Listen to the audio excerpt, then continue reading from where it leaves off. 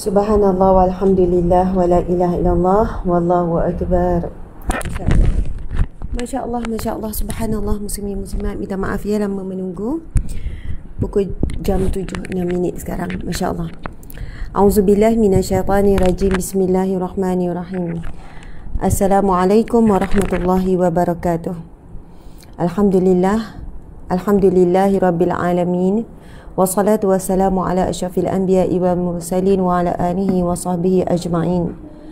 Alhamdulillah, hari ini kita bertemu pada hari Jumaat yang barakah.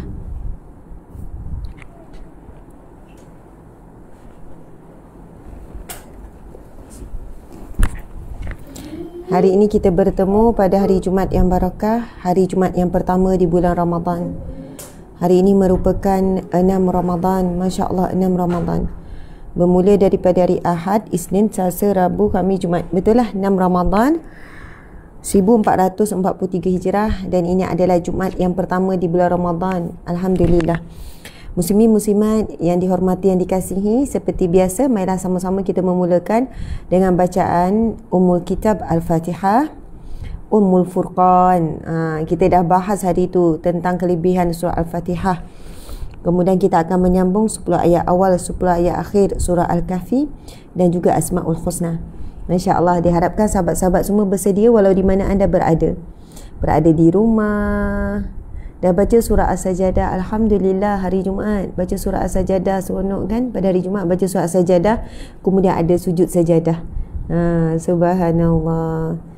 Okey, mudah-mudahan semuanya dalam keadaan yang bersedia walau di mana anda berada. Macam DJ kan. Ada yang dalam kenderaan, tengah drive. Okey, lepas tu dalam tengah masak tak ada ya. Kalau sebelum ni ada yang masak waktu ni.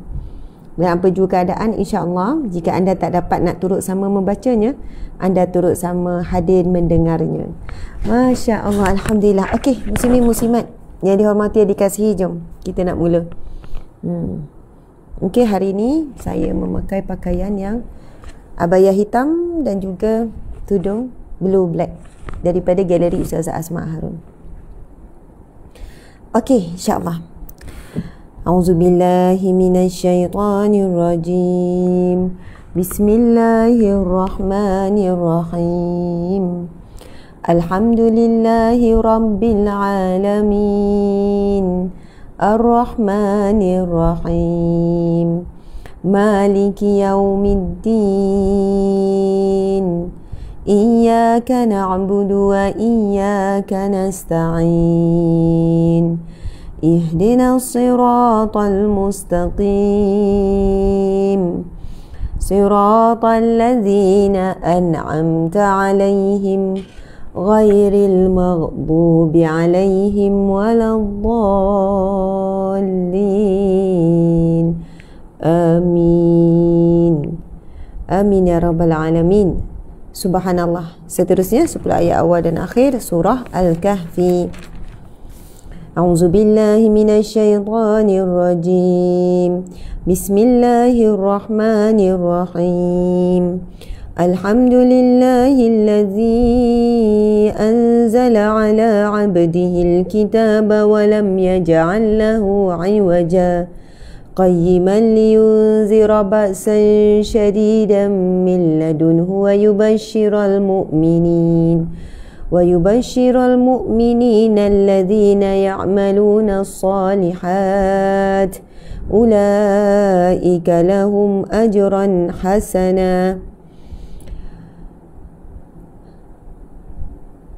ويبشر المؤمنين الذين يعملون الصالحات أن لهم أجرا حسنا ماكثين فيه أبدا وينذر الذين قالوا اتخذ الله ولدا ما لهم به من علم ولا لآبائهم كبرت كلمة تخرج من أفواههم إن يقولون إلا كذبا فلعلك باخع نفسك على آثارهم إن لم يؤمنوا بهذا الحديث أسفا إنا جعلنا ما على الأرض زينة لها لنبلوهم أيهم أحسن عملا وإنا لجاعلون ما عليها صعيدا جرزا أم حسبت أن أصحاب الكهف والرقيم كانوا من آياتنا عجبا إذ أوى الفتية إلى الكهف فقالوا ربنا آتنا من لدنك رحمة وهيئ لنا من أمرنا رشدا ربنا هب لنا من لدنك رحمة وهيئ لنا من أمرنا رشدا ربنا هب لنا من ربنا آتنا من لدنك رحمة وهيئ لنا من أمرنا رشدا. Wahai Tuhan kami, kurniakanlah kepada kami daripada sisi-Mu rahmat-Mu dan sempurnakanlah bagi kami ya Allah petunjuk-Mu yang jelas. Okey, seterusnya 10 ayat yang terakhir surah Al-Kahfi. A'udzubillahi minasyaitonir rajim. وعرضنا جهنم يومئذ للكافرين عرضا الذين كانت أعينهم في غطاء عن ذكري وكانوا لا يستطيعون سمعا أفحسب الذين كفروا أن يتخذوا عبادي من دوني أولياء إنا أعتدنا جهنم للكافرين نزلا قل هل ننبئكم بالأخسرين أعمالا الذين ضل سعيهم في الحياة الدنيا وهم يحسبون أنهم يحسنون صنعا أولئك الذين كفروا بآيات ربهم ولقائه فحبطت أعمالهم فلا نقيم لهم يوم القيامة وزنا ذلك جزاؤهم جهنم بما كفروا واتخذوا آياتي ورسلي هزوا إن الذين آمنوا وعملوا الصالحات كانت لهم جنات الفردوس نزلا خالدين فيها لا يبغون عنها حولا قل لو كان البحر مدادا لكلمات ربي لنفد البحر قبل أن تنفد كلمات ربي ولو جئنا بمثله مددا قل إنما أنا بشر مثلكم يوحى إلي أنما إلهكم إله واحد فمن كان يرجو لقاء ربه فليعمل عملا صالحا ولا يشرك بعبادة ربه أحدا Sadaqallahul Azim. Ustaz, remote ni kuat. Tadi ni pun kuat juga. Mana remote-nya? Oh, situ. Okey, kita akan baca Asmaul Husna. Nas'aluka ya man huwallahu alladhi لا إله إلا هو الرحمن الرحيم الملك القدوس السلام المؤمن المهيمن العزيز الجبار المتكبر الخالق البارئ المصور الغفار القهار الوهاب الرزاق الفتاح العليم القابض الباسط الخافض الرافع المعز المذل السميع البصير الحكام العدل اللطيف الخبير الحليم العظيم الغفور الشكور العلي الكبير الحفيظ المقيت Al-Hasibul Jalil Al-Karimul Raqibul Mujibul Wasi'ul Hakimul Wadudul Majid Al-Ba'isul Syahid Al-Haqqul Wakil Al-Qawiyul Matin Al-Waliyul Hamid Al-Muhsil Mubdi'ul Mu'id Al-Muhyil Mumitul Hayyul Qayyum Al-Wajid Al-Majid Al-Wahidul Ahadul Samadul Qadirul Muqtadirul Dimul Muakhirul Awalul Akhir Al-Zahirul Batinul Walil Muta'alil Barut Tawab Al-Muntaqimul Afu Ra'uful Malikul Mulki Zul Jalali Wal Ikram Al-Muqsitul Jami'ul Ghaniyul Mughniyul Mani'ul Dar Al-Nafi'ul Nurul Hadil Badi'ul Baqi Al-Warisul Rashidul Saburul Ladhi Laysa kamislihi Syai'u wa huwa sami'ul basir Allahumma salli afdala salati ala as'adil makhluqati ka sayyidina Muhammadin wa ala alihi wa sahbihi wa sallim adada ma'lumatika wa midada kalimatika kullama zakaraka zakirun wa ghafala an zikrihil ghafilun. Subhanallah, subhanallah, alhamdulillah, muslimin muslimat dimati Allah sekalian. Ramai yang ucapkan selamat hari Jumaat, salam Jumaat yang barakah. Subhanallah, muslimin muslimat. Terkumpulnya 2 hari yang penuh makna. Hari Ramadan dan juga hari Jumaat yang penuh barakah. Maka terkumpullah banyak waktu yang mustajab doa. Terkumpullah banyak waktu yang penuh dengan rahmat kasih sayang.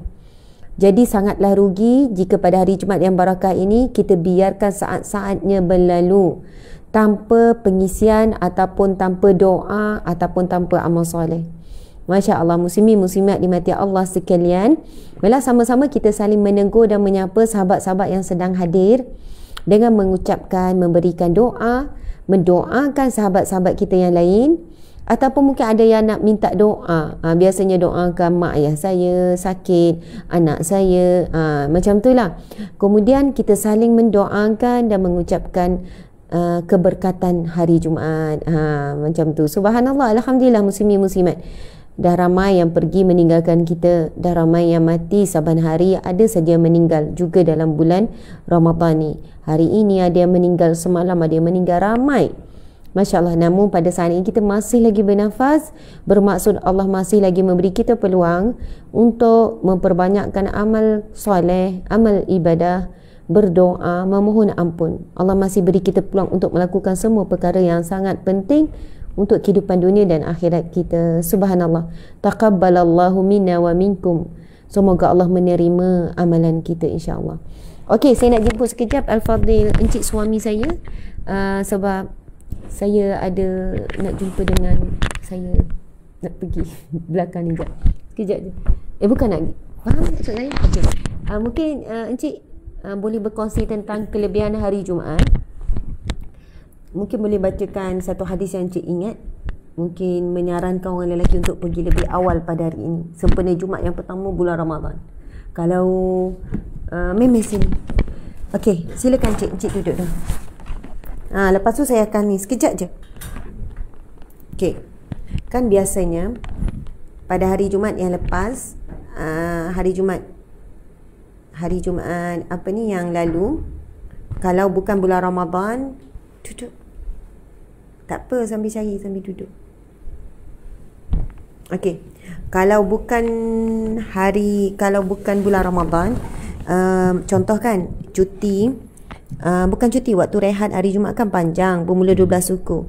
Jadi kalau sebelum ini berkejaran untuk pergi cari makanan, jadi bulan Ramadan tidak ada makan dan minum, maka bolehlah kita berkejaran menuju ke masjid.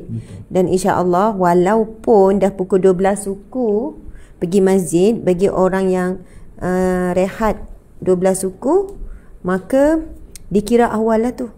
Bagi orang yang bukan bekerja, Kalau 12 suku 2 kaki lambat. Silakan cik.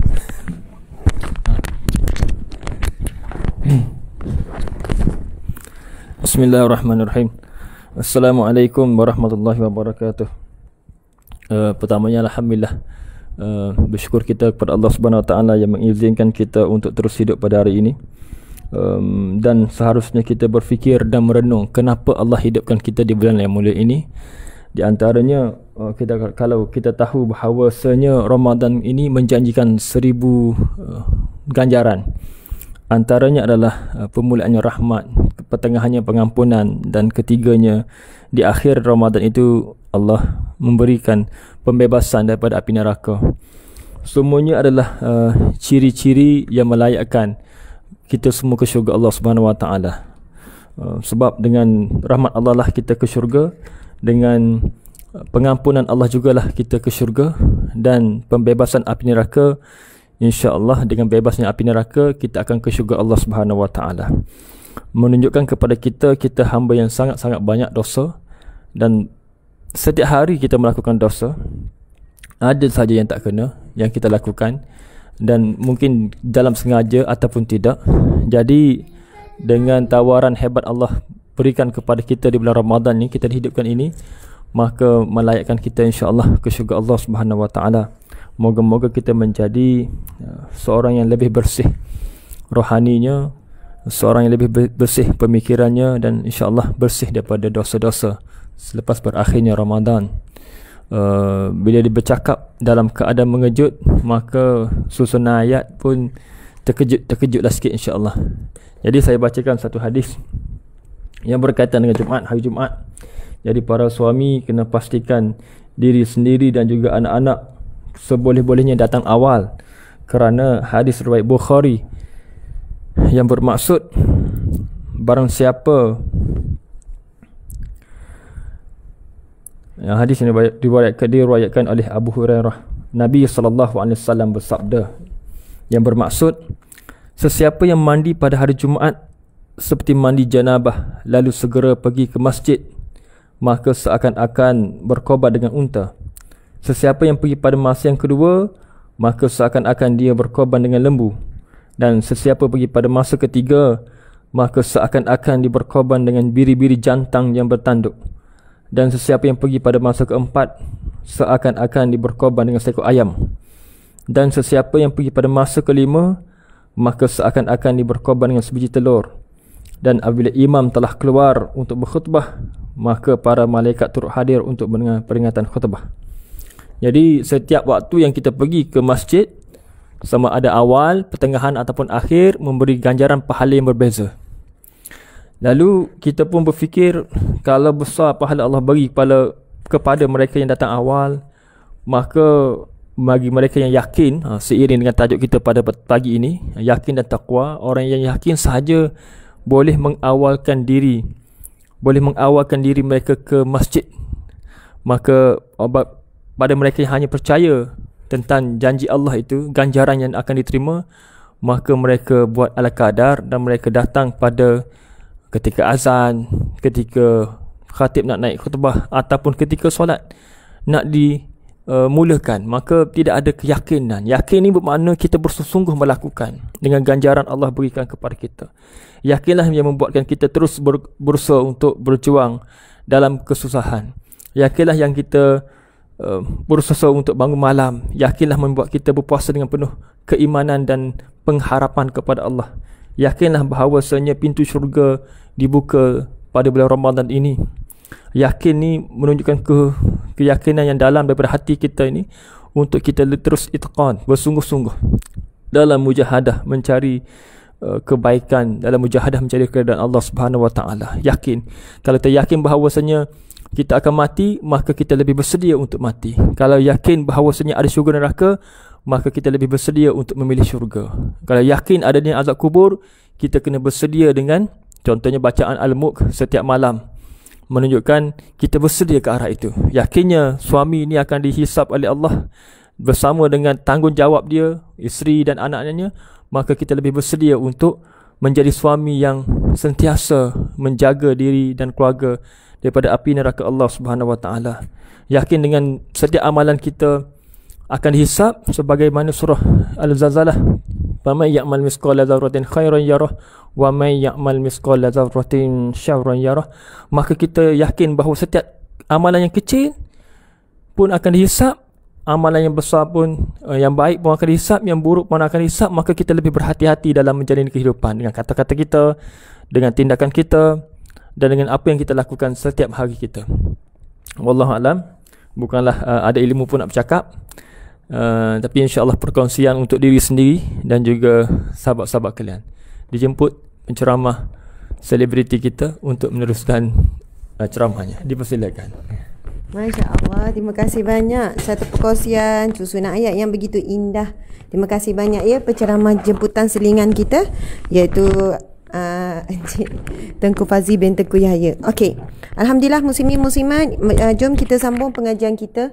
Sebenarnya kan ustaz ni jadi tak nampak, saya tak nampak. Ya. Terima kasih. Okey, subhanallah. Kita sambung pengajian kita kuliah Riyadhus Salihin siri yang ke-131. Masih lagi dalam Encik bukan. Situ memang okey.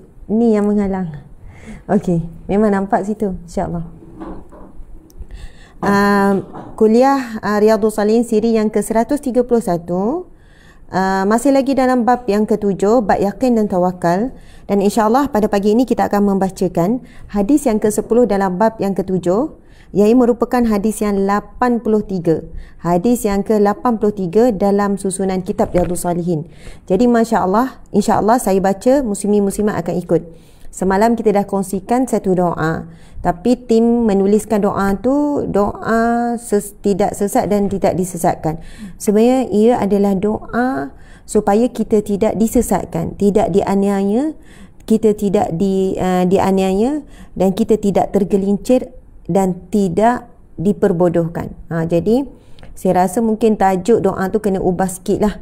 Bukan ambil yang 41 saja, sebab ada orang memerlukan doa supaya kenapa selalu ditipu, kenapa selalu diperbodohkan, kan?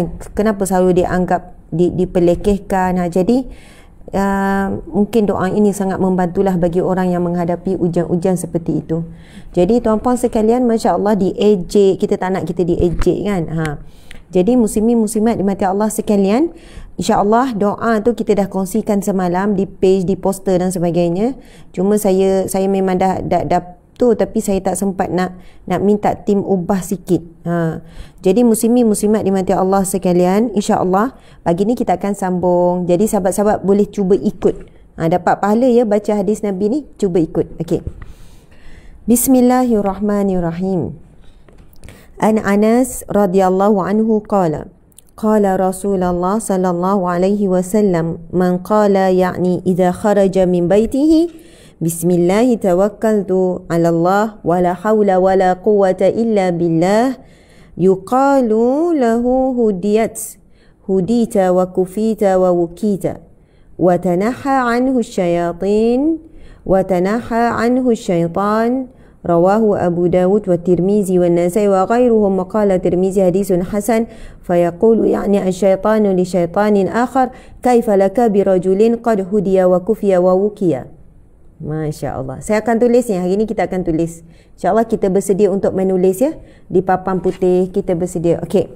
Jadi tuan-puan dimati Allah sekalian, hadis ini bermaksud barang siapa yang ketika keluar daripada rumahnya lalu mengucapkan dengan menyebut nama Allah, bismillah, dengan menyebut nama Allah, tawakkaltu 'ala Allah, saya bertawakal, saya serahkan diri kepada Allah, la haula wala quwwata illa billah, tidak ada daya dan tidak ada upaya, tidak ada kekuatan melainkan dengan izin Allah.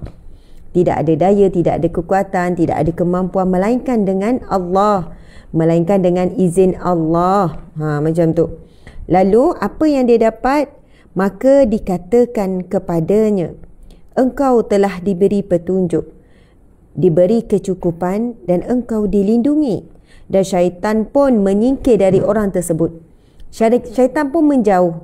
Subhanallah. Siapa yang keluar pada rumah, muslimin muslimat sekarang yang berada di luar rumah sekarang ni, ada yang dalam kereta dan perjalanan semuanya ni, sekarang juga sebut sama-sama, ikut saya.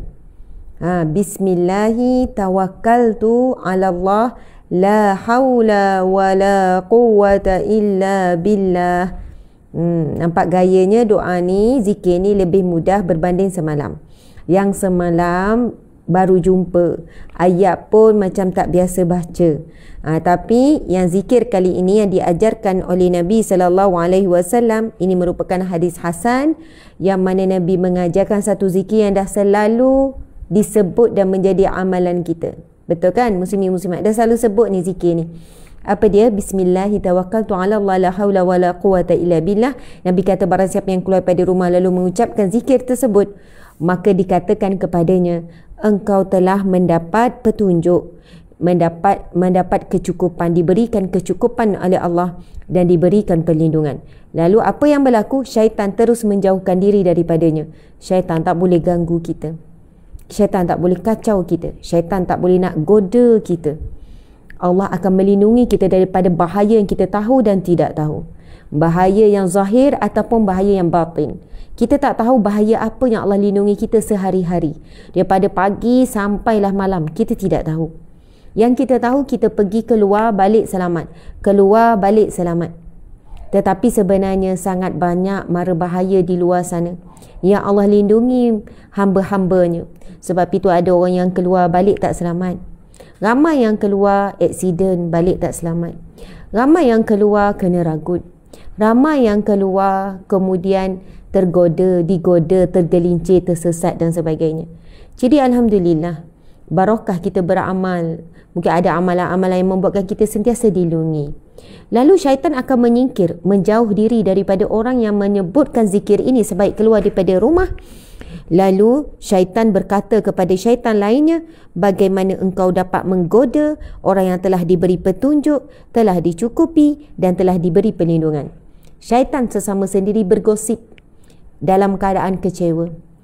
Bagaimana kamu ingin menggoda? Lantas syaitan berkata kepada syaitan lain, bagaimana engkau dapat menggoda orang tu yang keluar dari rumah baca bismillahirrahmanirrahim, la haula wala quwwata illa billah.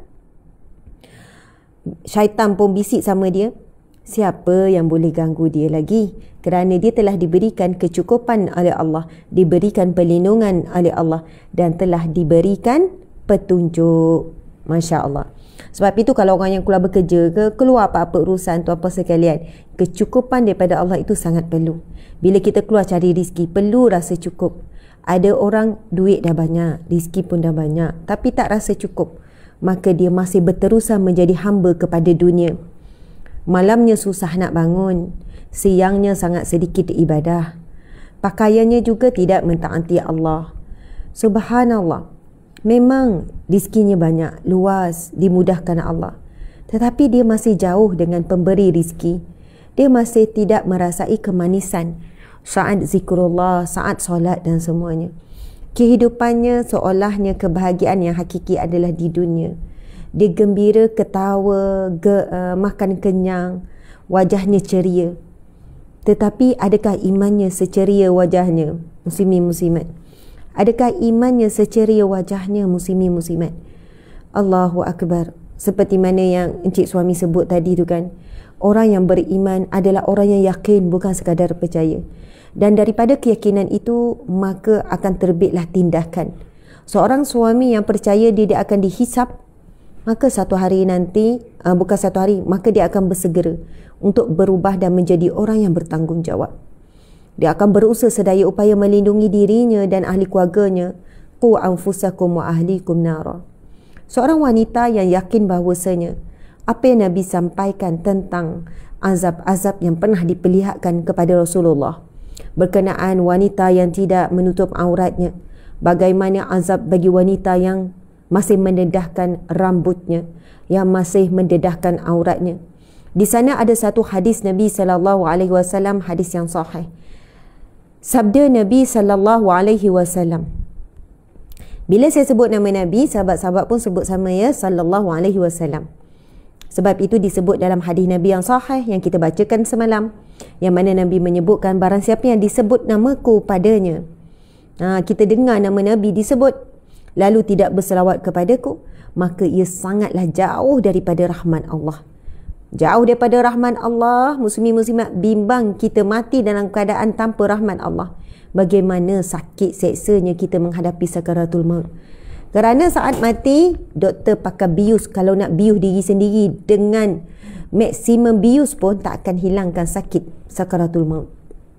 Hanya dengan rahmat Allah, Allah mengurangkan dan mungkin boleh menggantikan sakit kepada saat yang sakit tetap akan sakit, tetapi sakit yang mampu ditanggung sehingga kan kita masih mampu mengucapkan kalimah la ilaha illallah. Jika sakit sakaratul maut yang teramat-amat sakit, bagaimana kita boleh sebut la ilaha illallah? Bagaimana kita boleh sebut la ilaha illallah kalau terlalu sakit, terlalu dahsyat, terlalu perit? Kerana itu mereka yang sakit tetapi dalam keadaan sakit yang masih boleh waras, akhirnya mengucap kalimah la ilaha illallah pada akhir kalimah. Man kana akhiru kalamihi la ilaha illallah dakhala jannah. Barang siapa yang akhir kalimahnya la ilaha illallah, maka dia pasti akan masuk syurga. Sebab itu kita sangat perlukan rahmat Allah. Saat sakaratul maut, saat di dalam barzah, saat di mahsyar. Dan kita hanya boleh masuk syurga Allah dengan rahmat Allah. Namun rahmat Allah boleh diperolehi daripada amal ibadah, daripada ketaatan kita kepada perintah Allah, dan daripada kita meninggalkan larangan Allah. Kita akan dapat rahmat Allah melalui jalan tersebut. Sebab ada orang kata, Ustazah, kita bukan masuk kerana ibadah kita kan, habis tu ibadah kita untuk apa? Katanya masuk syurga dengan rahmat Allah. Memang masuk syurga dengan rahmat Allah. Sebab kita tidak layak untuk syurga Allah kerana kita terlalu banyak dosa. Ibadah kita rasa banyak ke muslimin muslimat? Minta maaf lah ya, kadang-kadang ada orang founder-founder ataupun orang-orang berjaya, bukan salah, betul, tapi mungkin sekali-sekala boleh lah. Tapi jangan berterusan mengaitkan kejayaannya dengan hasil daripada qiyamul lailnya, hasil daripada sedekahnya, hasil daripada semua-semua tu. Ya, kita boleh kaitkan, kita boleh sebutkan, cuma berhati-hati. Ada yang kita sembunyikan, ada yang kita kongsikan. Kerana muslimin muslimat dimati Allah sekalian, siapa kita yang nak menilai? Buat macam ni dapat macam ni, buat macam ni buat ni. Bukankah kita buat itu semuanya kerana Allah? Dan jika Allah berikan, kerana rahmatnya, kerana rahmat Allah. Kalau ikutkan yang kita rasa kita solat 1,5 jam waktu malam, qiyamul lail 1 jam, itu masih sedikit dibandingkan dengan dosa maksiat kita buat sekian lama. Itu masih sedikit dibandingkan orang-orang yang soleh, yang sebahagian malamnya memang bangun. Bukan kita tu tidur sejam daripada malam, tapi mereka separuh malam, 5-6 jam untuk ibadah, untuk zikir. Subhanallah, Allahu Akbar. Berapa banyak je Al-Quran kita baca. Bulan Ramadan pun tidak bersemangat, bagaimana dengan bulan yang lain? Jadi tidak layak pun untuk kita mengaitkan kan apa yang kita dapat dengan apa yang kita buat. Subhanallah. Tetapi sebagai motivasi, sebagai inspirasi, sebagai perkongsian boleh, insya-Allah. Tapi berhati-hati, siapa yang beribadah, melakukan amal soleh untuk habuan dunia, lalu bila dia tak dapat habuan tersebut, boleh jadi dia akan berhenti.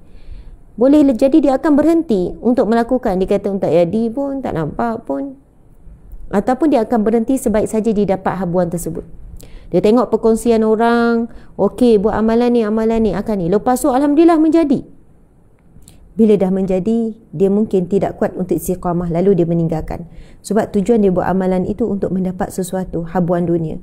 Sebab itu kita kalau boleh nak dua-dualah. Tak salah nak dapat habuan dunia, tetapi kena kuat akhirat dulu. Sebab itu dalam doa kita minta dua-dua. Rabbana atina fid dunya hasanah wa fil akhirati hasanah wa qina azabannar wa qina azabal qabr wa qina azabal mahsyar. Okey, muslimin muslimat dimati Allah sekalian. Jadi kita dah bacakan hadis ni, nanti kita akan tuliskan. Bila 10 minit terakhir ataupun 15 minit terakhir kita akan tulis. Saya nak bacakan hadis yang seterusnya, masya-Allah.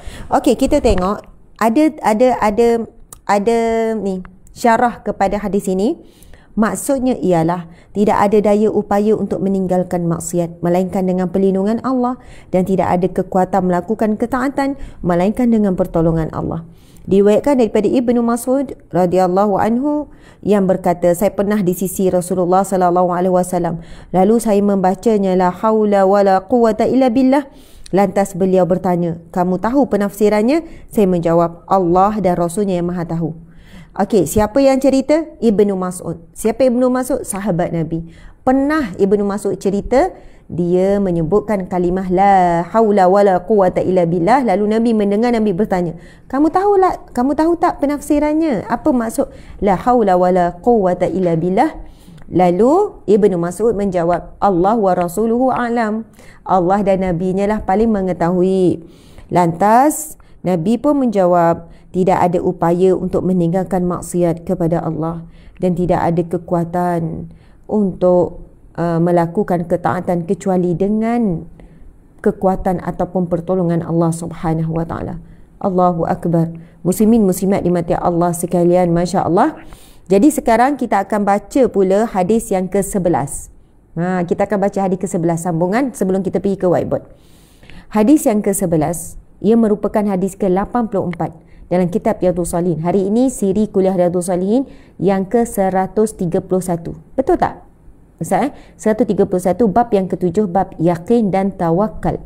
Jadi kita dah belajar beberapa zikir untuk tawakal, untuk menyerahkan diri kepada Allah. Dan siapa yang baru ikuti dan baru masuk, saya sarankan sahabat-sahabat kalian semua cuba dengar daripada awal bab yakin dan tawakal. Daripada awal kita cerita banyak perkara. Ya Allah, saya ceritalah dulu. Minta maaf ya kalau sempat. Ya Allah.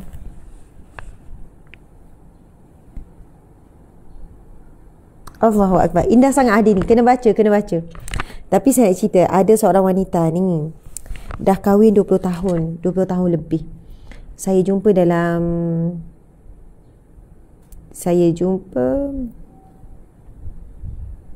minggu lepas. 2 hari sebelum Ramadan ataupun sehari sebelum Ramadan. Masya-Allah. Ujiannya ialah tak pernah jumpa, tak pernah kenal lah, tapi dalam program. Lepas tu bila hujung-hujung tu dia kata, Ustazah doakan saya. Sebab daripada awal saya jumpa dia seorang wanita yang tenang, ceria, semangat. Nampak dia seorang yang profesional. Okey, sebab dia menguruskan saya. Program tu bukan di masjid, tapi di tempat kerja lah. Okey. Lepas tu bila dah hujung, selepas dia iring saya, dia uruskan itu, uruskan ni, apa-apa semua, Ustazah doakan saya, semoga saya kuat. Saya baru habis iddah. Saya baru saja habis iddah, Ustazah. Saya kata, puan baru habis iddah? Subhanallah, puan ada anak? Ada, Ustazah, 4 orang. Umur dia lebih kurang dalam 45 macam tu, 45. Kahwin berapa tahun? Dalam 20 tahun, Ustazah, 20 tahun lebih. Ya Allah, moga Allah berikan ganti yang lebih baik. Lepas tu dia nangis kan. Lepas tu kata, Ustazah, sebenarnya hidup kami suami isteri sangat bahagia. Sebenarnya tidak ada apa-apa pun. Tidak ada apa-apa. Okey, bila berlaku pandemik COVID, suami dia kehilangan kerja. Sejak daripada itulah suami dia macam kemurungan. Dah 2 tahun kan kehilangan kerja. Suaminya pilot kapal terbang. Lepas tu hilang kerja. Ramai ya orang yang pilot. Saya jumpa lagi beberapa kes pilot ni, bila dia hilang kerja memang gemurungan. Dia bukan tahap stres biasa. Sebab mereka ni kerja agak elit kan, pilot ni. Dengan gaji yang besar, lebih 20,000, 30,000 sebulan. Hilang tu, diberhentikan, dia tak samalah dengan orang yang hilang 2,000 dengan hilang 20,000. Bukan saya kata nak downgradekan 2,000. Maksudnya kalau orang hilang kerja 2,000, insyaAllah boleh cari ganti 2,000 tu. Bolehlah berniaga ini cover balik 2,000. Tapi bila hilang terus gaji 20,000, 30,000, komitmen sebenarnya sebanyak itu juga. Komitmen rumah yang mewah, kereta yang mewah. Jadi ujian tu terlalu berat. Satu persatu perlu dilepaskan. Dan saya jumpa beberapa kes lagi macam ni, kena jual rumah pun ada. Yang jual rumah pun ada. Sebab kehilangan tu terlalu besar dan mengejut. Lepas tu apa yang dia buat untuk membantu keluarga, sebab ada anak-anak belajar lagi semua, dia keluar bekerja. Sebab suami macam lost, tak boleh nak kerja. Suami macam lost, macam dia cuba juga berniaga tu, berniaga tak jadi. Mungkin bezalah, orang yang biasa berada di atas susah sikit nak buat kerja bawah-bawah. Jadi tak jadi. Jadi dia minta izin dengan suami untuk dia bekerja. Suami tak izin. Suami marah. Tapi dia kata saya keluar kerana keperluan. Sebab dah habis, dah simpanan semua dah habis. Jadi saya kena bekerja juga. Akhirnya dia tetap bekerja, cari rezeki untuk anak-anak. Suami dalam tempoh tu tidak. Sebab mungkin dah Yelah, dah jadi down sangat. Kemudian muslimin muslimat, akhirnya dengan alasan itulah suami menceraikan dia. Dengan alasan tersebut suami menceraikannya. Jadi trauma tu sangat sedih. Namun dia kata, ustazah, bukan sekadar itu ujiannya.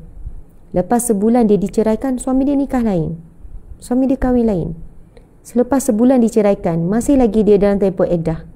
Dia bayangkan mungkin suami perlukan masa, suami akan rujuk dia balik dan sebagainya. Tapi tidak, sampai habis iddah. Dalam tempoh sebulan saja, dia kata, ustazah, 20 tahun lebih, 20 tahun berapa perkahwinan kami yang saling menguatkan dengan anak-anak 4 orang. Dengan situasi tersebut, saya ingat dia boleh maafkan saya. Dia tahu saya keluar untuk cari rezeki, untuk menampung keperluan. Kemudian lepas sebulan, suami dia membina bahagia dengan wanita yang lain. Tuan-puan dimati Allah sekalian, Masya Allah. Cuma saya tengok kekuatan pada wanita ini bila dia sebutkan, saya serah pada Allah, saya serah pada Allah, saya serah pada Allah, saya yakin pada Allah. Ayat tu nampak biasa muslimin muslimat. Tapi saat orang yang diuji sampai begini lalu boleh sebut, saya yakin pada Allah, saya hanya ada Allah. Allah ambil apa yang saya paling sayang dalam hidup saya, tapi saya ada Allah. Masya Allah muslimin muslimat. Kalimah tu kadang-kadang kita akan betul-betul merasai kemanisan saat kita kehilangan perkara yang paling ni. Tetapi kita tak naklah sampai tahap tu kan kita diuji. Saya rasa itu ujian yang sangat berat bagi seorang wanita. Kalau boleh kita kata nak dapatlah ujian yang lain. Janganlah ujian suami, janganlah ujian anak-anak. Dua ni ya Allah, janganlah ya Allah. Tak kuatlah ya Allah. Tapi Allah memilih di kalangan hamba-Nya siapa yang kuat diuji begini, siapa yang kuat ujian ini begini. La yukallifullahu nafsan illa usaha. Semua orang ada cerita masing-masing. Terus berdoa untuk kebahagiaan. Dan banyak lagi kisah-kisah wanita-wanita dan juga lelaki yang diuji sangat berat dalam rumah tangga. Tetapi yang akhirnya kalimah yang boleh menguatkan hati yang sangat rapuh, hati yang pecah berderai itu adalah kalimah hasbunallah wa ni'mal wakil. Cukuplah Allah bagi kami, bagiku, cukuplah Allah bagiku, dialah sebaik-baik penolongku. Masya Allah. Okey. Ya. Ada 2 orang anak kecil tu. Okey, muslimin muslimat dimati Allah sekalian. Sekarang saya nak baca juga hadis ini. Mari kita baca sama-sama. Muslimin muslimat dengarkan ya. Bismillahirrahmanirrahim. Wa an Anas radhiyallahu anhu qala kana akhwani ala ahdi an-nabiy sallallahu alaihi wasallam wa kana ahaduhuma ya'ti an-nabiy sallallahu alaihi wasallam wal akhar yahtarif fashakal muhtarifu akhahu lin-nabiy sallallahu alaihi wasallam faqala la'allaka turzaqu bihi rawahu Tirmizi wa bi isnadin sahihin ala syarti Muslim. Masya Allah, ia adalah hadis sahih sesuai syarat Imam Muslim. Subhanallah. Muslimin muslimat dimati Allah sekalian, Masya Allah, ini adalah satu jawapan yang sangat hebat daripada Rasulullah tentang pengaduan-pengaduan sahabat kepada Rasulullah. Dan isu ni isu yang sama juga yang biasa kita mengadu. Okey, kita perhatikan. Apakah maksud hadis ini? Daripada Anas radhiyallahu anhu berkata, ada 2 orang bersaudara pada masa Nabi sallallahu alaihi wasallam. Salah seorang dari keduanya datang menghadap Nabi sallallahu alaihi wasallam.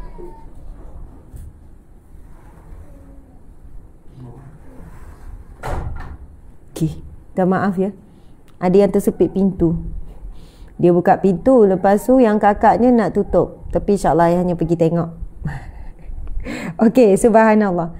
Muslimin muslimat, hari ni sepatutnya ada yang tulis ni. Ada yang tulis, Kasturi Rina kata, hari ini sepatutnya ulang tahun perkahwinan saya yang ke-16. Tapi sayangnya tak kesampaian. InsyaAllah Allah gantikan dengan lebih baik. Dan itulah doa yang saya kongsikan dengan wanita tersebut. Sebab dia macam mengharap. Dia kata, saya masih mengharap suami saya balik semula. Ajak suami saya, pujuk saya balik. Saya mengharap hari demi hari dalam tempoh iddah tu. Tapi tidak berlaku begitu. Subhanallah.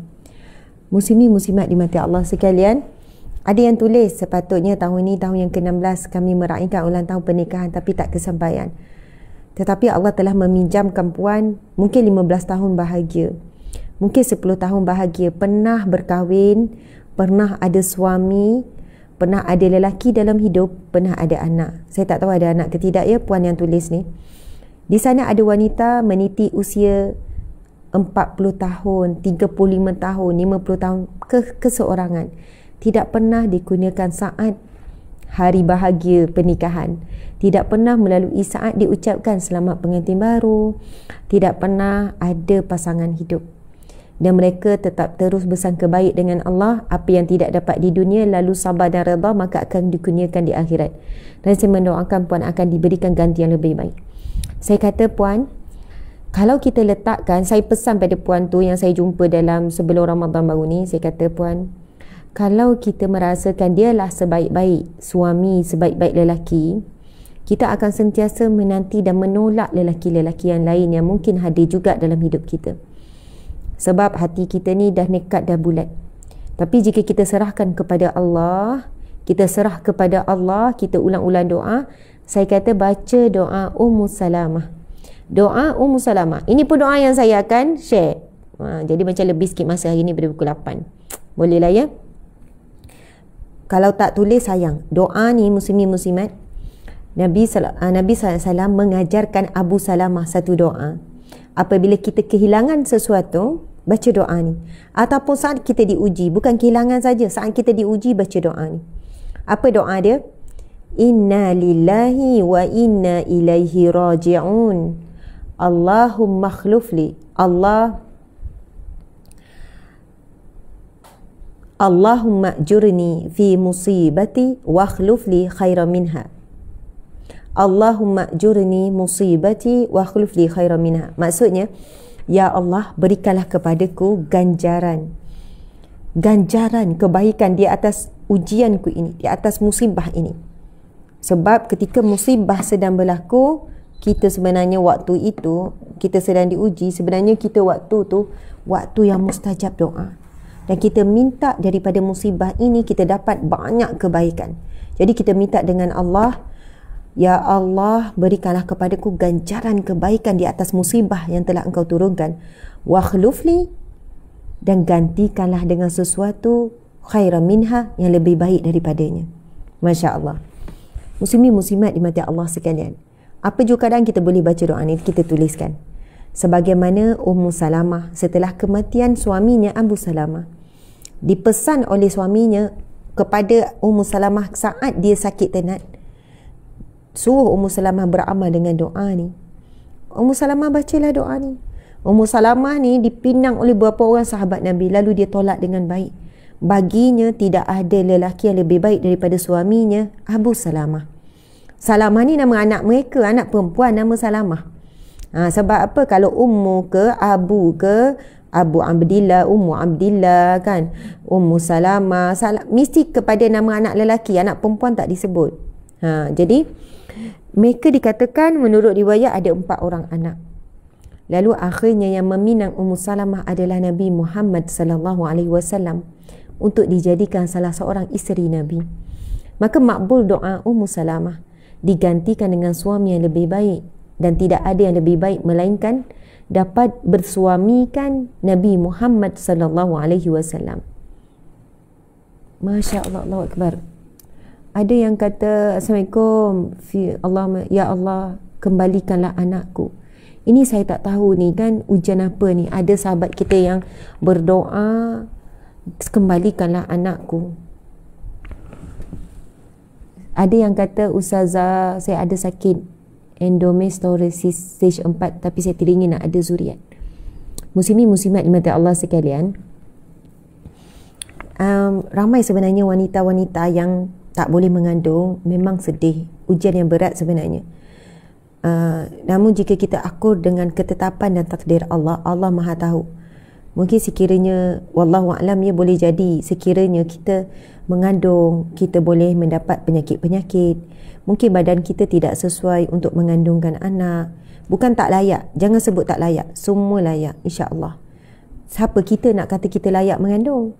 Takkan kita nak kata orang yang terpilih, orang yang layak je. Ramai mana orang yang mengandung lepas tu buang anak, mengandung lepas tu dera anak, melahirkan lepas tu dera anak. Subhanallah. Tapi kerana Allah sayang kita, Allah jaga kita, kita tak tahu Allah pelihara kita daripada apa yang kita tidak tahu, keburukan apa kalau kita mengandung dan sebagainya. Ya, ada yang sakit dan lain-lain. Tuan-puan dimati Allah sekalian, cuba fokus pula doa untuk Allah permudahkan dapat anak angkat. Aduh, Allahu Akbar. Saya ada banyak kisah benar yang sangat mengharukan. Ada sahabat saya, muda lagi daripada saya, mengandung kali pertama, ringkas saya cerita ya, kisah benar.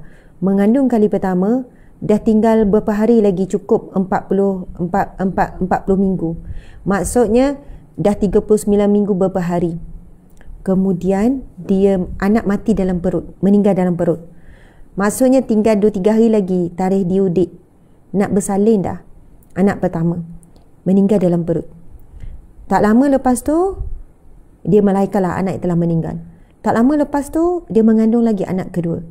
Pun sama, kandungan lebih kurang dalam, dah sampai masa dah dekat nak bersalin dah. Dia naik motor, orang susah, ada urusan kan, pergi kerja apa, cari rezeki dengan suaminya. Lepas tu motor accident. Tahu-tahu dia berada di hospital, dia accident, pengsan apa semua. Tahu-tahu dia sedar daripada sebuah hospital dan perutnya kosong. Bukan sekadar dia kematian, kehilangan anak yang dikandung yang kedua, tetapi sekaligus rahimnya terus pecah. Maksudnya accident motor tu, bila accident motor tu terus pecah rahim bersama dengan anak terkeluar daripada perutnya.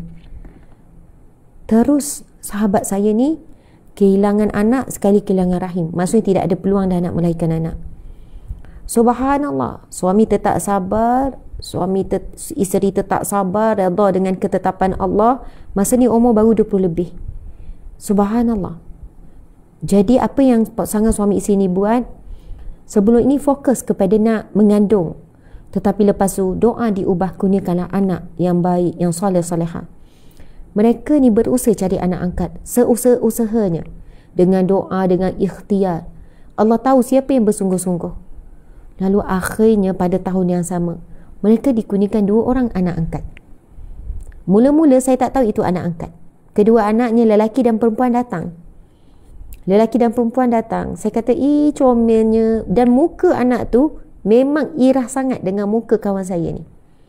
Comelnya, sepasang ya. Sepasang, Alhamdulillah. Dua-dua pun macam sama. Ya Allah. Lepas tu barulah dia bercerita, ini anak angkat, anak susuan. Alhamdulillah berjaya disusukan. Subhanallah. Lepas tu barulah saya tahu kisahnya. Muslimin muslimat dimati Allah sekalian. Jadi insya-Allah, sebab itu ada orang tunggu juga 8 tahun, 10 tahun, terpulang ya. Tunggulah dengan sabar, tunggulah dengan tenang. Bagi siapa yang tidak mahu mengambil keputusan mengambil anak angkat, sebab dia kata takutlah ambil anak angkat. Anak angkat ni kan tak tahu keturunan. Anak angkat ni kan kotlah, susahlah kot nak jaga anak luar nikah. Anak tu tak bersalah, tak berdosa, suci sesuci-sucinya. Jadi muslimin muslimat, ya, saya jumpa ramai orang anak angkat. Ustazah ni anak angkat saya, soleh, baik. Saya tak kahwin, tapi ni anak angkat saya. Dah besar dah anak angkat, masuk tahfiz, dah bekerja. Saya jumpa ramai yang begitu. Jadi macam mana? Anak susuan ke? Hajat? Oh bukan. Masa tu tak dapat Ustazah nak susukan. Jadi macam mana? Sepanjang masa saya pakai tudung dalam rumah. Saya kata hebatnya, ibu ni pakai tudung lah, sebab masa kecil anak tu okey lagi, anak lelaki. Bila dah besar, sepanjang masa saya pakai tudung.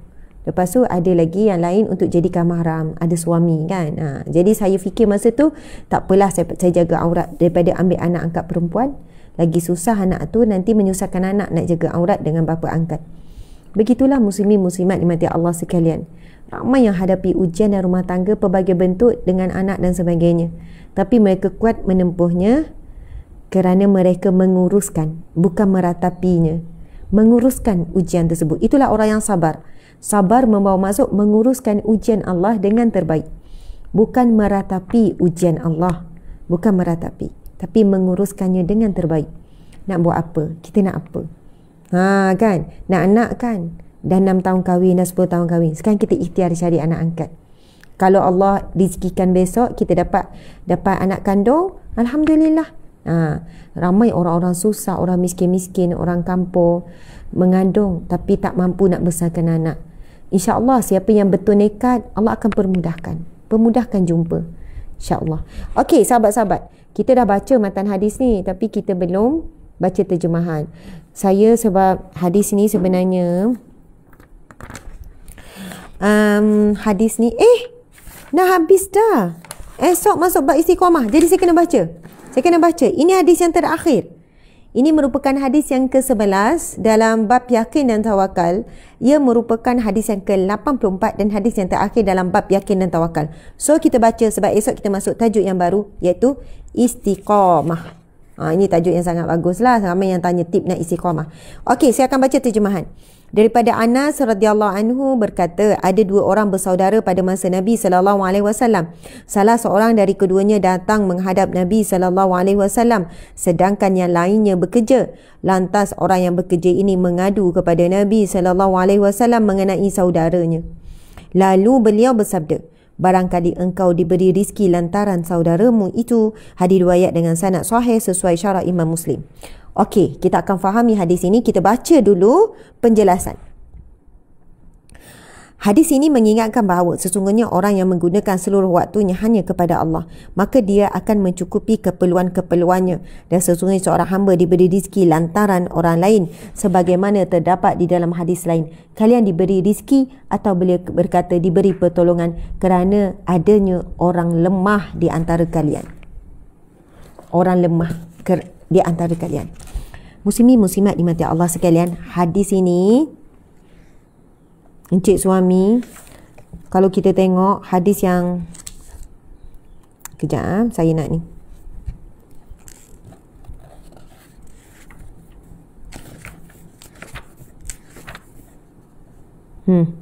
Okey, kita tengok yang ni. Sesiapa yang menempuhkan sepenuh payah untuk menuntut ilmu, memahami hukum agama, tujuan menjaga syariat, maka sesungguhnya Allah menyediakan untuknya orang yang menguruskan haiwannya dan mencukupkan hajat-hajatnya. Sentiasa menagih-menagih untuk mengambil ilmu dan mencari hukum hakam agama daripada pagi. Lalu dia mengadu, yakni seorang lelaki yang bekerja itu mengadu kepada Nabi tentang yang tidak bekerja tersebut. Kamu diberi rezeki dengannya, yakni dengan sebabnya itu, sebab saudaramu. Masya Allah, Allahu Akbar. Muslimin muslimat, begini. Ada dua orang bersaudara. Salah seorang dari keduanya, maksudnya dua beradik. Ada dua beradik. Salah seorang dari keduanya datang menghadap Nabi, sedang yang lainnya bekerja. Lantas menghadap Nabi sedangkan yang lainnya bekerja. Maksudnya dua-dua ni suka menuntut ilmu, selalu jumpa Nabi. Okey, lantas orang yang bekerja ini mengadu kepada Nabi SAW. Mengadu kepada tentang saudaranya. Lalu beliau bersabda, barangkali engkau diberi rizki lantaran saudaramu itu.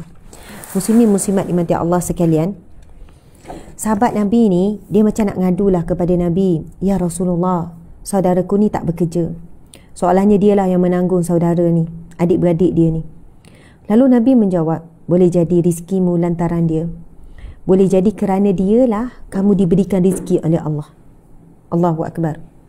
Muslimin muslimat dimati Allah sekalian, contohlah saya, kalau jika boleh dikaitkan, dan ini juga antara motivasi saya, bila kita ada di kalangan pekerja ni, muslimin muslimat, kami ada lebih kurang dalam 110 pekerja tetap, maksudnya staf tetap lah, EPS, SOSO semua ada.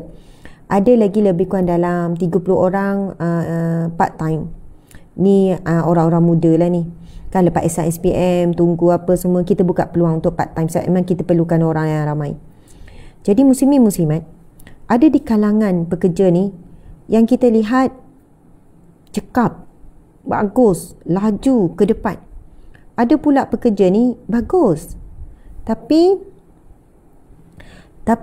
dia macam slow, dia tak cegas, dia taklah macam banyak idea, cakap pun macam tak confident je. Ada yang pendiam. Okey, bagi setengah orang, dia kata okey, yang ni bagus-bagus ni, yang ni boleh naik pangkat ni, yang ni gini-gini, yang ni macam slow, macam tak ada idea, macam gini-gini. Lepas tu kita mula meletak kriteria, okey, lepas ni kalau nak yang macam ni. Muslimin muslimat, ada peringkat yang kadang-kadang kita hilang sabar dengan ketidaksungguhan pekerja. Subhanallah. Mungkin ada di kalangan BOD ataupun di kalangan atas-atas ni rasa macam tak payah teruskanlah kontrak ni, tak payah masuk permanent lah, macam dia tak capai lah target kita. Tapi kadang-kadang ya, kita menilai dari sudut lain pula. Tapi akhlak dia baik, bagus. Dia cuma nak kena suruh, dia tak boleh nak bertindak sendiri. Apa-apa kena bimbing, apa-apa kena cakap. Dia boleh buat tapi kena cakap detail. Lepas tu kan, saya selalu memujuk diri saya dan suami dan BOD ni kata beginilah. Mungkin asbab dia lah kita dapat rezeki. Sebab itu disebut dalam syarah hadis ni, bila ada yang mengadu, seorang ni dua bersaudara mengadu tentang perihal saudara, Nabi kata, boleh jadi rezekimu asbab dia. Sebab sabarnya dia dengan adik dia ni, redanya dia berkongsi rezeki ni, redanya dia berkongsi rezeki dengan adik dia ni. Tak tahu adik ke abang ni, muslimin muslimat. Masya Allah. Kadang-kadang dalam keluarga kita ada yang macam tu kan. Kau ni goyang kaki je, malas apa semua ni. Tapi subhanallah, mudah-mudahan, Masya Allah. Dan saya mula memahami ya, satu perkara. Ada seorang wanita ni jumpa saya, dia bagi setiap bulan transfer online dalam duit. Saya tak tahulah sekarang sebab saya jarang tengok account bank kan.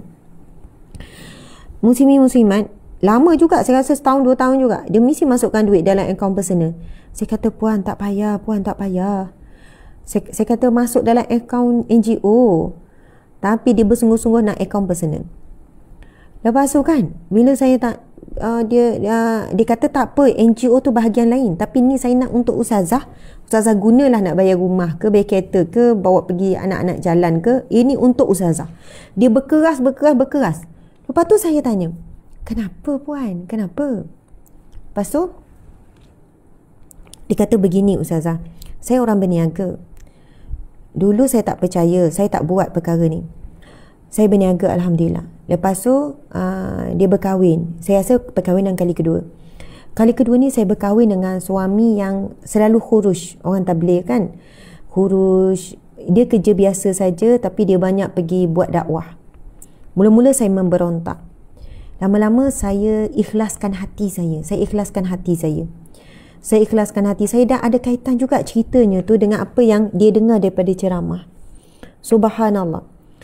Sebab kalau tuan-puan pernah dengar ceramah saya dulu, bagi wanita-wanita yang diuji dengan suami yang gaji lebih kecil daripada isteri, ini ujian muslimin muslimat, dan kita perlu dah berkongsi bagaimana nak hadapi ujian ni. Sebab dah ramai dah sekarang ni, isteri gaji 10,000, suami gaji 2,000. Isteri gaji belah ribu, suami gaji rendah. Macam mana kita nak supaya isteri ni redha, menerima apa seadanya daripada suami dan rasa redha untuk berkongsi. Sebab itu saya minta isteri-isteri wanita begini berdoa, ya Allah, aku redha ya Allah, kerana aku menjadi perantaraan rezeki buat keluargaku. Minta supaya kita ni jadi orang yang redha. Ya Allah, aku redha ya Allah, aku menjadi perantaraan rezeki buat keluargaku. Subhanallah. Dia kata, ustazah, kalau sebelum tu dia kata, saya memberontak, saya paksa suami, saya paksa. Bang, awak carilah kerja part time ke apa ke, awak kan suami, sepatutnya kerja awak lebih daripada saya. Sepatutnya awak yang bayar-bayar ni, nak pergi bercuti je saya yang bayar, nak makan luar je saya bayar. Dah awak kan nak makan luar, suami ni cakap depan saya. Saya kan pun di rumah tangga, selalu gaduh pasal isu ni. Dah bercuti tu pun awak yang nak, saya dah cakap saya tak mampu. Awak kata okey, tapi dah balik bercuti awak ungkit balik.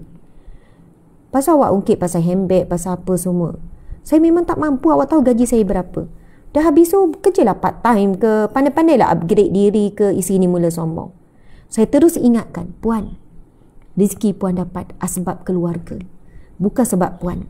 Kalau sebab puan, dah cukup dah makan tu. Berapa banyak sangat kita nak makan? Berapa banyak kita nak pakai pakaian? Berapa banyak handbag kita nak bawa? Berapa banyak kasut kita nak pakai? Tetapi dalam rezeki kita ada rezeki orang lain, dan kita adalah perantaraan Allah sahaja. Jadi saya sebut, memang lepas tu saya duk sebut masa tu, bila saya ada satu cerita, satu isu, saya akan bukan saya akan ulang-ulang. Saya kata, mohon doa dengan Allah supaya kita jadi orang yang redha. Ya Allah, aku redha ya Allah, bantu aku untuk aku redha bahawasanya aku perantaraan rezeki untuk keluarga ku. Dia kata, Ustazah, lepas pada tu saya belajar untuk redha dan saya bagi tahu suami, bang, awak nak pergi buat dakwah, awak pergilah. Dan insya-Allah semuanya saya tanggung. Siap dia bagi belanja dekat suami. Minta maaf lah ya, mungkin ada orang yang tak setuju, tapi suami dia bukan tak bekerja, tak bertanggungjawab. Time tu dia ni. Tapi ni deal suami isteri. Persetujuan. Dengan anak-anak apa semua. Dia kata, Ustazah, sejak daripada tu, daripada hasil perniagaan rezeki dia begini, berkali ganda Ustazah, bukan sekali ganda, 4-5 kali ganda. Subhanallah. Tuan-tuan sekalian, hadis ni yang kita baru baca ni, hadis yang terakhir dalam bab yakin dan tawakal ni, Nabi menjawab kepada persoalan sahabat Nabi ni yang datang mengadu pasal perihal saudaranya tak bekerja tetapi suka menuntut ilmu. Tapi tak bekerja. Dia je bekerja dan dia menanggung saudaranya juga.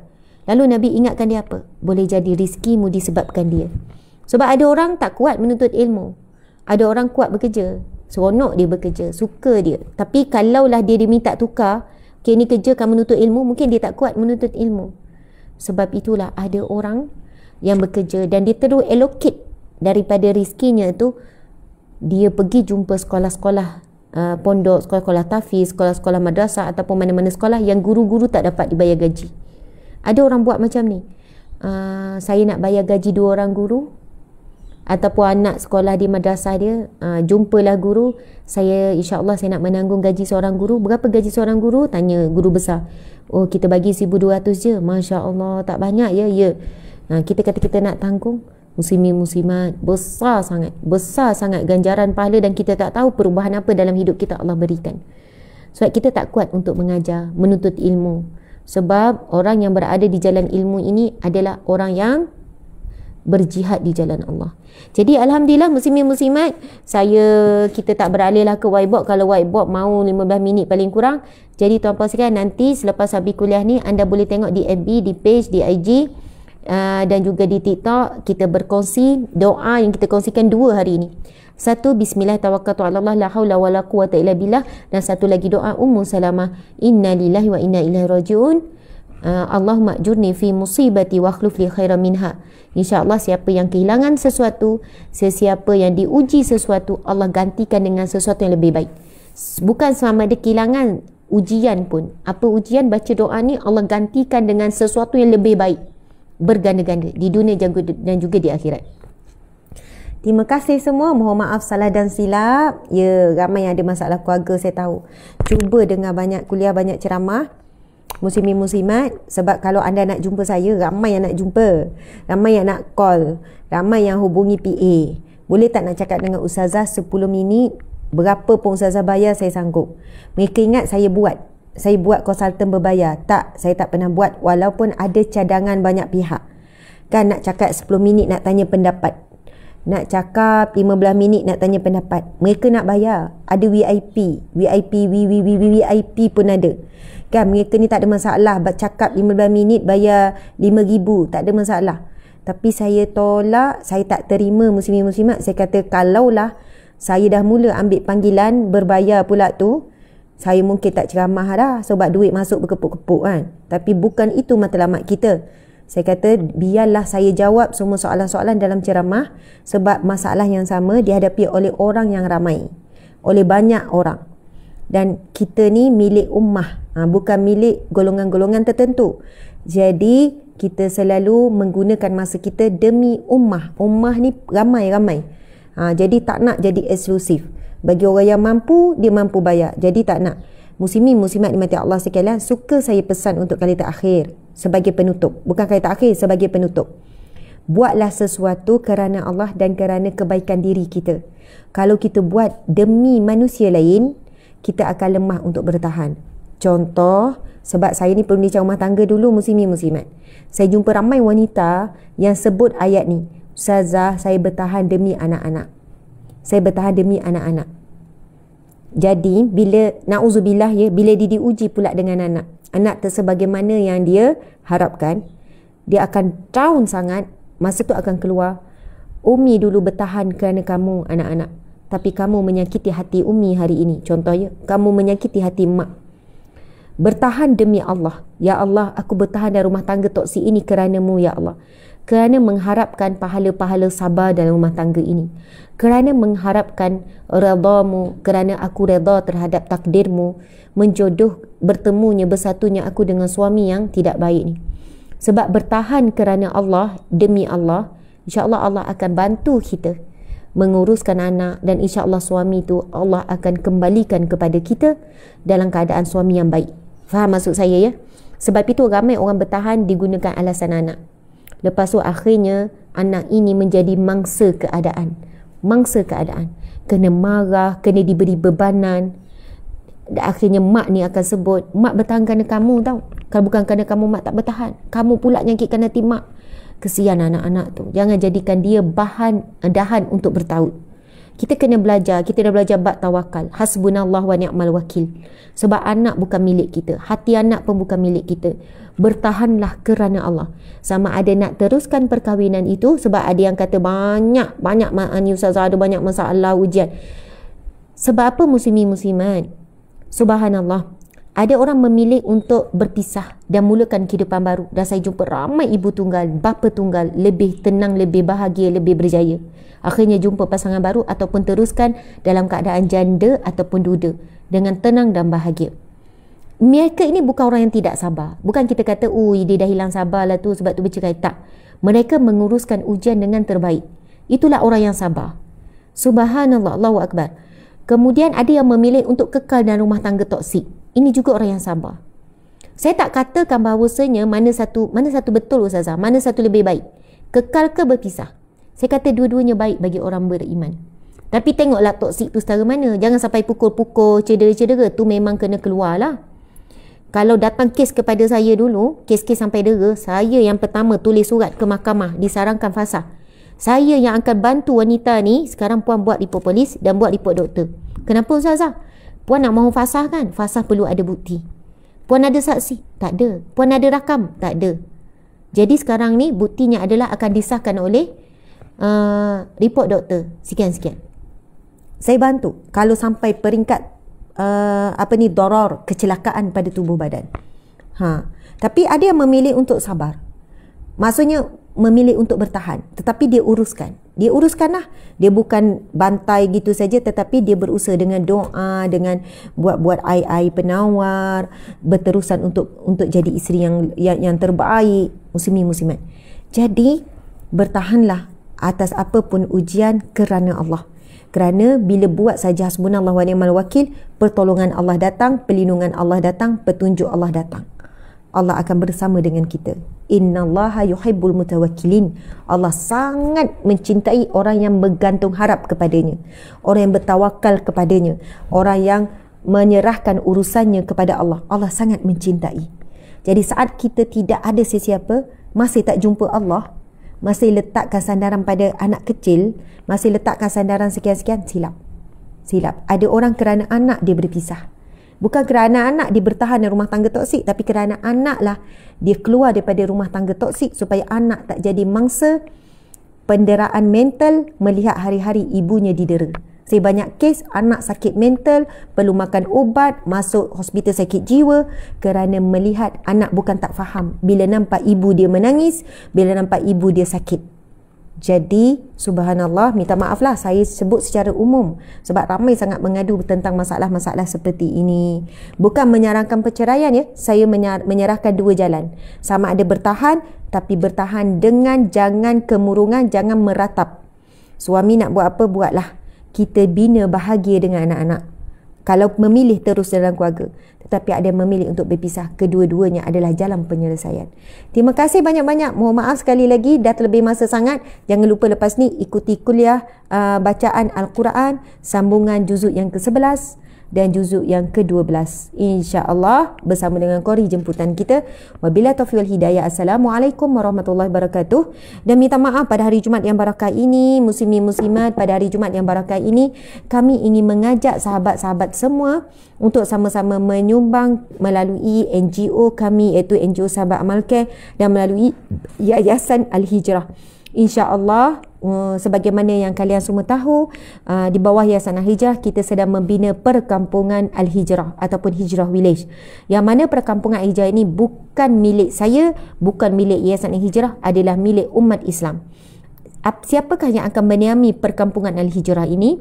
Di kalangan warga emas, mungkin ada ibu bapa yang kita nak, maksud ibu bapa yang nak cari tempat untuk pengajian sepanjang hayat sampailah kematian. Dan insya-Allah kita akan sediakan ruang pekerjaan untuk asnaf fakir miskin ribu-ribu, maksudnya ribuan peluang pekerjaan. Sebab ini merupakan tanah seluas 42 ekar dan kita akan menjemput kepada para gelandangan di Negeri Sembilan, khususnya di KL, Selangor dan negeri-negeri terdekat untuk berhijrah ke perkampungan Hijrah, dan mereka akan diberikan peluang pekerjaan sebagai penternak, sebab kita akan ternak binatang, peternakan yang komersial yang besar lah, kemudian pertanian, dan di sana juga ruang-ruang pekerjaan sebab kita akan jadikan ia sebagai agrotourism. Dan di perkampungan Hijrah ni kita akan bina sebuah masjid, kemudian kita akan bina rumah-rumah kebajikan untuk anak yatim, asnaf fakir miskin, ibu tunggal, bapa tunggal, dan juga untuk para mu'alaf yang perlukan tempat perlindungan. Jadi muslimin muslimat, peringkat awal kita akan mulakan, kami buka peluang tuan-puan sekalian, kami mengharapkan insya-Allah kepada siapa yang ingin wakaf pembinaan surau masjid. Kita kena bina surau dulu walaupun macam masjid, lepas tu barulah naik taraf, bila dah ada penduduk baru boleh naik taraf masjid. Jadi doakanlah muslimin muslimat sempena Ramadan yang barakah, hari Jumaat yang barakah pula.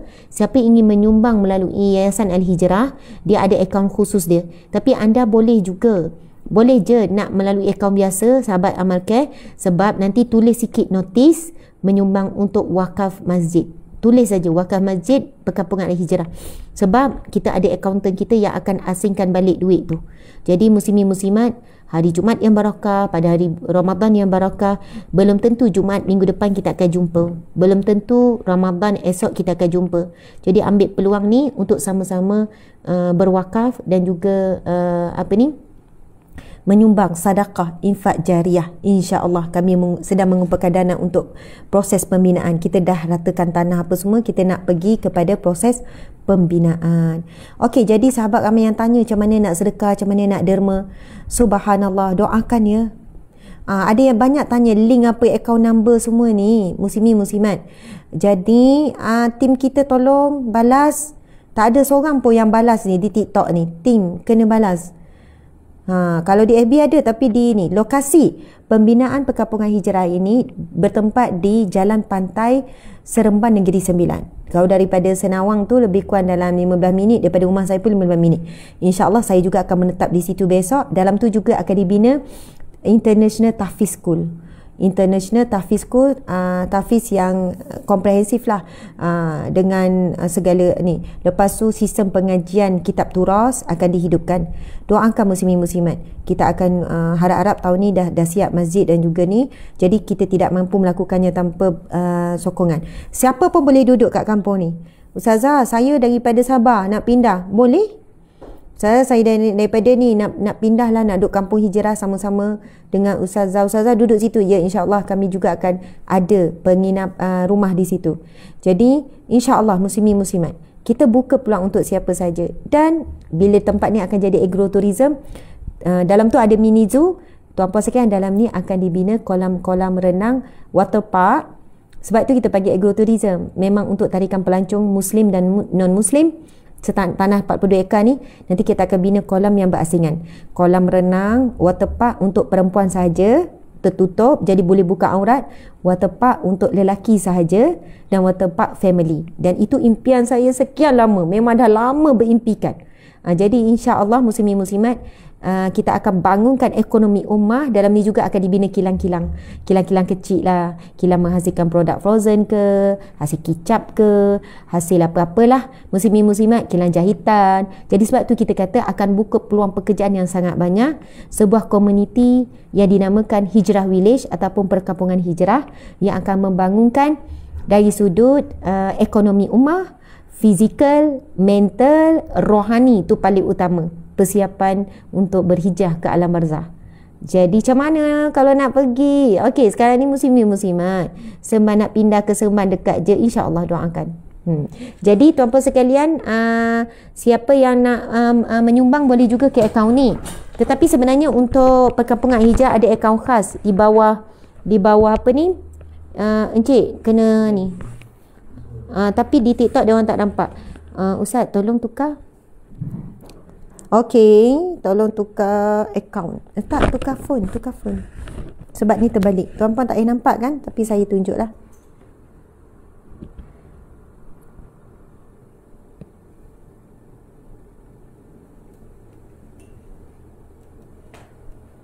Tak payah tukar kan? Dia ni. Okey.